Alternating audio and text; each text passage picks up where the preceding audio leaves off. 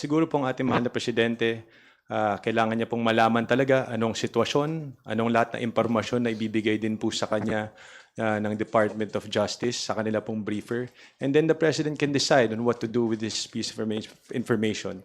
One thing is for certain, our president naman po decides on, ganyan po siya, very meticulous siya, magde-decide po siya kung nandyan po sa lahat, sa harap niya ang impormasyon at mga options po niya. With regards to, also in addition to that, our former president has unilaterally withdrawn from the 2019 Roman Statute, no? So, if that's also a possibility, if we can unilaterally enter into that same statute, if we were unilaterally withdraw from it before.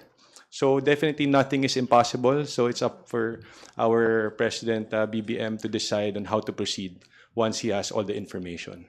Nothing is impossible, in my humble opinion. It's basic logic na kung may makita nga valid reason na para magkaroon ng pagbabago, sa pananaw ko pwede siyang mangyari. But as of now, na wala pa naman, I think the President will be stern with this previous statement na ganun pa rin ang pananaw niya sa ICC.